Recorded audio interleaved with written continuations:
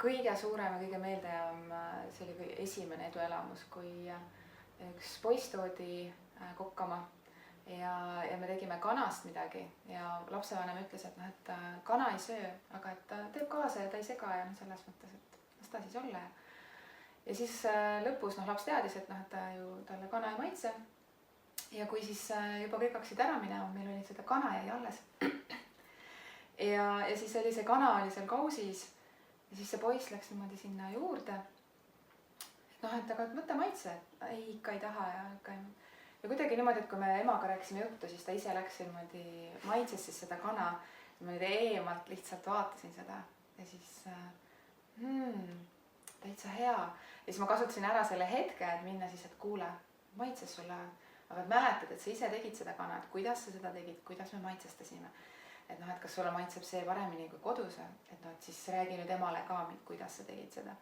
Et see oli nagu ime silme all, et laps toodi, kes ei söönud kana ja pärast seda ta võttis kõik need kanad sealt kausist kaasa, et saaks kodus süüa. Mul viimasel korral üks poiss loeb ette, ei, ananassi ma ei söö, banaani, kui banaan sees, siis unustage ära.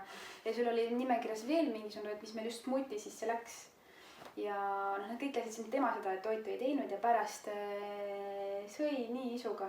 Ja siis küsis, et mis te sinna sisse siis panite?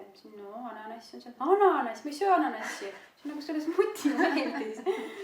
No jaa, aga banaani ma kindlasti ei söö, mis on banaan oli ka sees. Ja siis ta ei saa mulle midagi öelda. Ja ka seda on iga kord.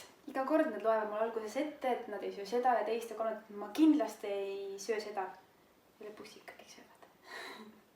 Ja kui töötoa lõpus ütlevad lapsed, et see oli nii hea või kui sa küsid, et milline toit kõige rohkem meeldis või mis toidud nagu meeldisid, siis mul on üks vahva poiss, kes on öelnud, et toidud on nii head, et viimases töötoast ta sõi sõbra taldriku pealt kaasa, sõber ei tahtnud. Siis kas sa ei söö seda, ma sõin ise ära.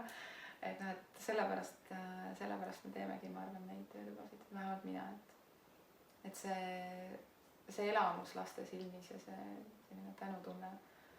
Ja võib-olla ka see, miks me seda teeme, et mina olen seal ikkagi ju, ma ei ole nende ema ega isa ega keegi lähedane, vaid mul ongi sul omad reeglid ja ma alati ütlen, et me kõike koos siin teeme, ise te valmistate, et kui teil tõesti see ei maitse, siis sellest ei ole midagi, aga te võite kõik proovima.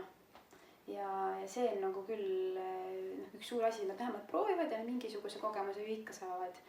Ja see on tõesti lahe, kõik proovivad, keegi ei julge mulle vastu vaielda. Ja minu meelest nende töötubade puhul on see ka ju tore, et vähemalt mina alati küsin, et ongi sa võid avaldada oma arvamust, et mulle ei maitse see toit, aga siis me arutleme, et mis selles toidus on see, mis nagu ei maitse. Kas see on konkreetne toiduaine või selle toidu tekstuur või siis mulle meeldib küsida laste käest, et kui sa kodus seda teeksid, et mis sa teistmoodi teeksid või mis sa võiksid teha teistmoodi.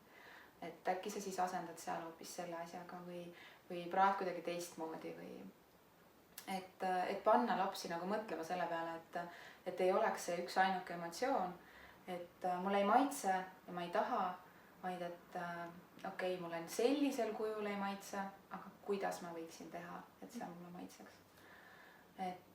Ja minu töötubades, et kuna mul on enamasti selline üks seltskond, kes käib, siis ma vaatangi, et kuidas see arutelud ja see läheb nagu järjest mõnusamaks, järjest lahedamaks.